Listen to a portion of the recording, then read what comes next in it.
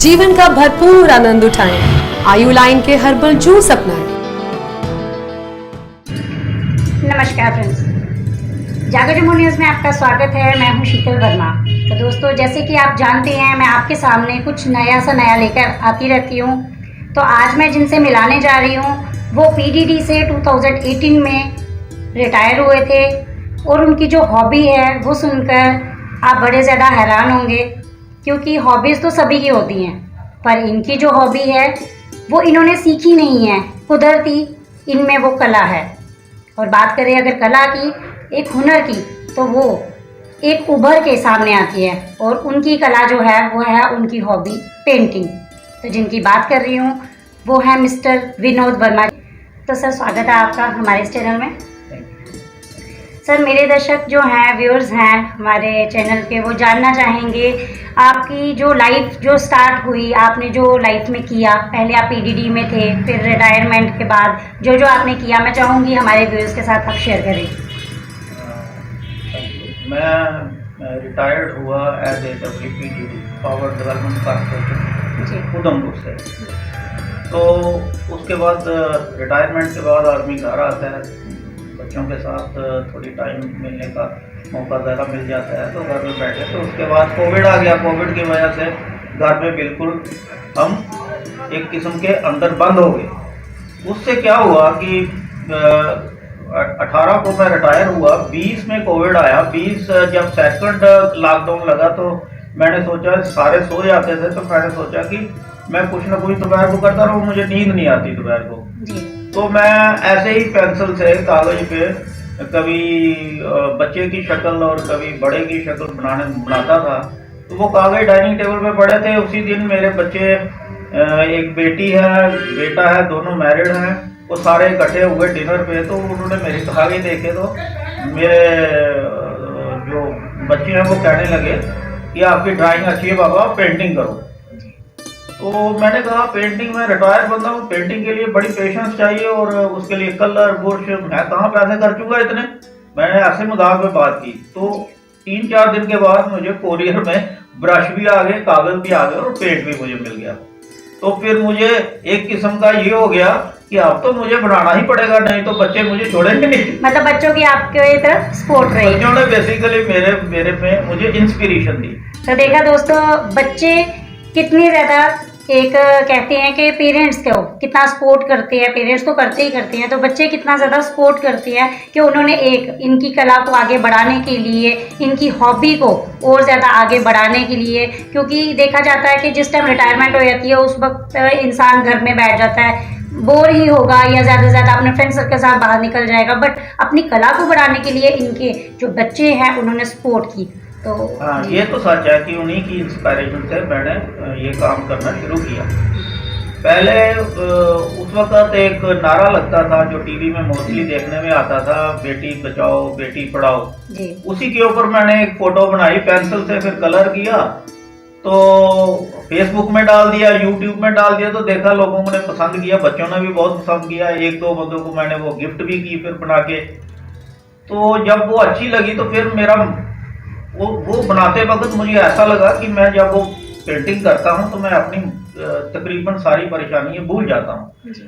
Basically जब retire होता है आदमी तो घर की ये कहते हैं जी, हाँ जी बच्चे बड़े हो गए, पढ़ गए, शादी कर दी तो सारी टेंशनें खत्म। ऐसा होता नहीं है। जैसे जैसे उम्र बढ़ती है आदमी की अपनी टेंशन कुछ ना कुछ उसके अंदर डेवलप होती रहती हैं, जो वो किसी को बता भी नहीं सकता है। जब ये बात आई, जब इससे आदमी क्या करता है कि आदमी डिप्रेशन में जाने की हो जाती है उसको। लेकिन ये शुक्र है मेरे बच्चों ने मुझे इनकरेज किया और मैं पेंटिंग की तरफ मुड़ गया। और उससे ये हुआ कि जब मैं पेंटिंग बनाता हूँ मुझे समझ नहीं आती मैं बैठा हूँ कहाँ, गुम हूँ, मेरे सारी परेशानियाँ खत्म हो जाती हैं। कई बार अब तो ऐसा होता है, कई बार मुझे चाय देते हैं तो मैं चाय में डुबोता रहता हूँ। तो इससे मुझे बड़ी शांति मिलती है। मैं तो कहता हूँ कि कई बार ये भी कहते हैं मुझे लोग कि अब इतनी उम्र हो गई, अब पेंटिंग शुरू की। तो मैं तो कहता हूँ हर सीनियर आदमी को, सीनियर सिटीजन को कुछ ना कुछ करते रहना चाहिए। इससे ये नहीं होगा कि आपकी उम्र कितनी है, आपको उम्र गिनने की जरूरत नहीं पड़ेगी। आपको उसको शेप दे सकोगे, किसी दिन उसको अच्छे टॉपिक की तरफ ले जाओगे, किसी दिन उसको डिप्रेशन के टॉपिक की तरफ ले जाओगे, किसी दिन डिप्रेशन निकाल के आप उसको खुशी के लम्हे में बदल देंगे। जैसे अभी मैंने एक पेंटिंग बनाई है वेलकम होली, तो उसके लिए मैंने एक पेंटिंग बनाई है, उसमें एक आदमी ढोल बजा के होली का वेलकम कर रहा है। तो आदमी इसमें पॉजिटिविटी आ जाती है अपने आप। और जब पेंटिंग बनाने के बाद खत्म होती है, जब मैं खुद देखता हूँ तो मुझे खुद बड़ी खुशी होती है। मुझे लगता है मेरी सारी परेशानियां दूर हो गई, आज नींद ठीक आएगी। तो ये चीज़ें कोई बुरी तो नहीं है। जी बिल्कुल, आपने सही कहा कि ये जो चीज़ें हैं ये बुरी नहीं है, इंसान को बिजी ही रहना चाहिए। तो इसी कार्यक्रम को आगे बढ़ाने से पहले मैं चाहूँगी एक छोटी सी ब्रेक। मिलती है एक ब्रेक के बाद। कुदरती जड़ी बूटियों से बने अनमोल उपहार आयुलाइन के उत्पादों को रखे हमेशा याद। वेलकम बैक ब्रेक के बाद। तो सर मैं चाहूँगी हमारे व्यूअर्स को आप ये बताएं कि आपने जो पेंटिंग्स बनाई हैं वो कौन सी पेंटिंग्स हैं और उसमें जो कलर्स यूज़ करती हैं वो कौन कौन से कलर्स हैं? हाँ, जब मैंने शुरू की थी तो मुझे नहीं पता था कौन सा पेपर के ऊपर कौन सा कलर करना होता है जी। लेकिन जब आदमी करने लगता है तो कुछ ना कुछ उसको समझ आने लगती है। कुछ जब किसी, मैं तो कहता हूँ कि हर आदमी दूसरे आदमी को सिखा सकता है। मैं जब पेपर लेने दुकान पे जाता हूँ वो मुझे बता देते हैं ये ऑयल पेंट के लिए है, ये एक्रेलिक पेंट के लिए है, ये वाटर, तो मेरे लिए सब ये नए थे। वाटर कलर मैंने सुना था, उसके मैंने फोटो बनाए। उसके बाद जब उन्हें एक्रेलिक कहा, मैंने कहा ये भी दे दो। कहते कभी की है? मैंने की तो नहीं थी लेकिन ट्राई की। ये मेरी पेंटिंग जो पीछे लगी है ये एक्रेलिक में मेरी फर्स्ट पेंटिंग है, तो बन गई। उसके बाद किसी ने मुझे कहा, उसी दुकानदार ने कहा जी ऑयल, मैंने कहा एक ऑयल पेंटिंग, ऑयल पेंट भी होता है? वो कहने लगा हाँ होता है। आपने कभी किया है? मैं नहीं किया है। मैं उसके लिए क्या चाहिए? उसके लिए अलग ब्रश चाहिए। तो मैंने उसके लिए ये अलग ब्रश लाया, मैंने ब्रश भी ले लिए, ऑयल पेंट भी ले लिया और फिर ट्राई की।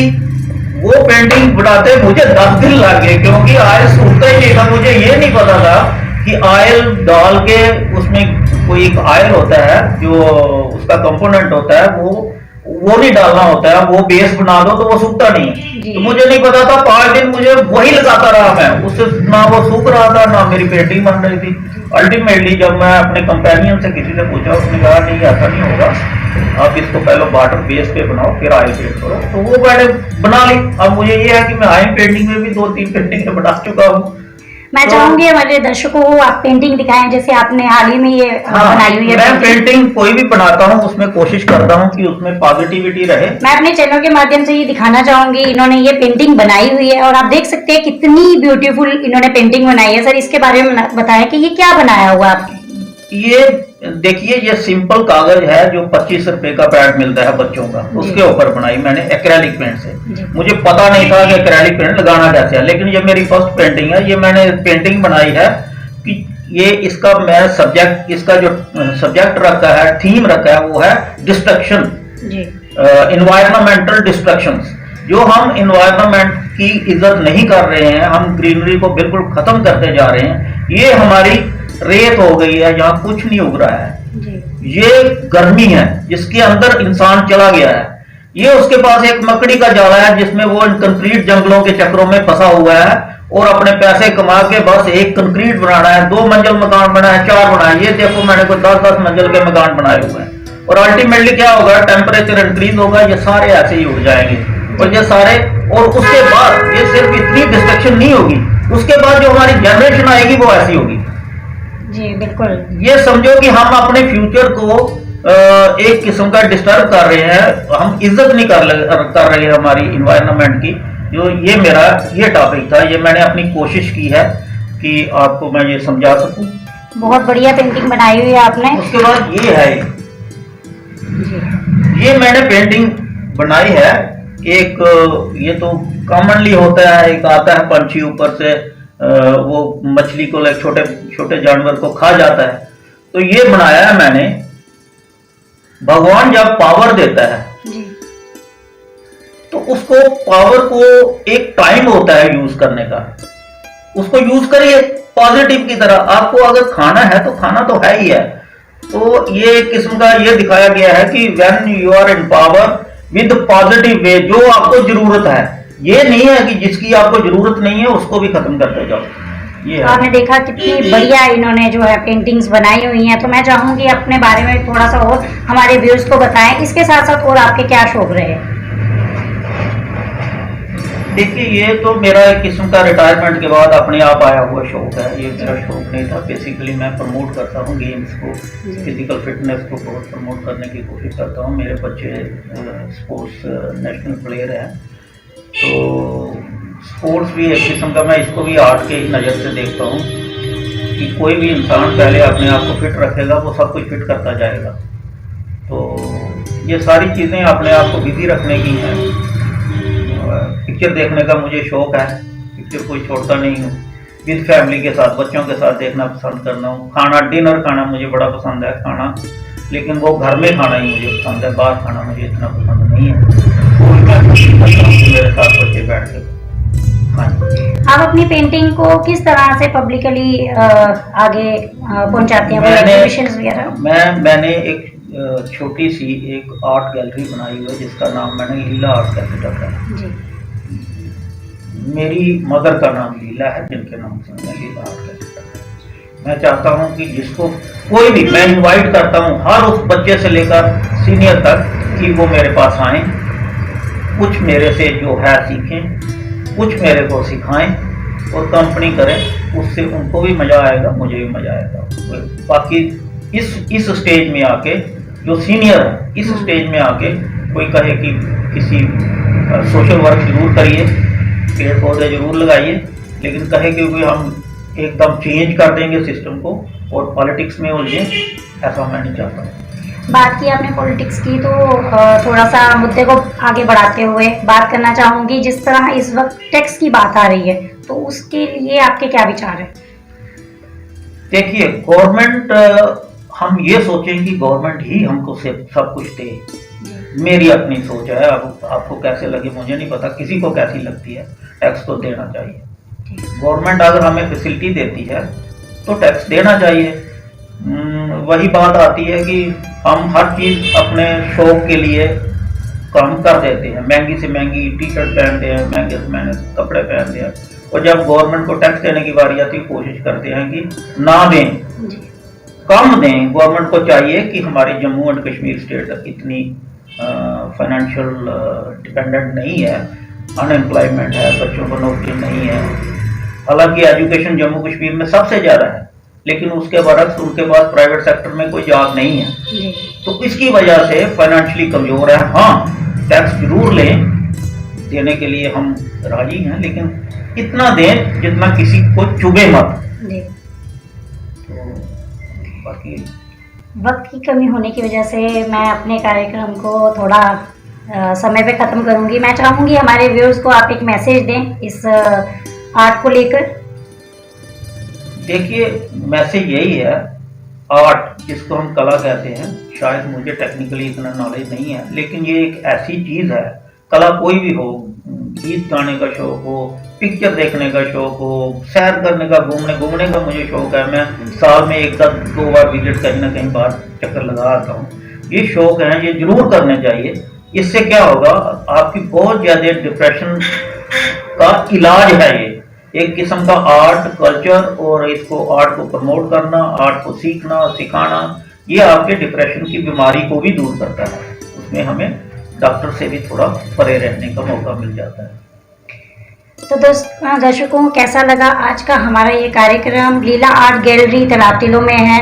मैं अपने इस प्रोग्राम में इनका नंबर भी सर्कुलेट करूंगी, तो आप इनसे कांटेक्ट करिए। जिन यंगस्टर्स ने पेंटिंग के बारे में सीखना है, इनसे नॉलेज लेनी है, इनसे कांटेक्ट कर सकते हैं लीला आर्ट गैलरी तलाबतिलों में। तो मुझे उम्मीद है आज का कार्यक्रम आपको पसंद आया होगा, और लाइक शेयर कमेंट करना ना भूलें। और इनकी पेंटिंग को लेके आपकी क्या सोच है, क्या विचार है, जिस तरीके से इनकी रिटायरमेंट के बाद इन्होंने अपनी हॉबी को बढ़ाया, उसको लेकर आपके क्या विचार है, तो कमेंट बॉक्स में कमेंट करके जरूर बताएं। तब तक के लिए इजाजत दीजिए, नमस्कार। कुदरती जड़ी बूटियों से बने अनमोल उपहार आयु लाइन के उत्पादों को रखे हमेशा याद।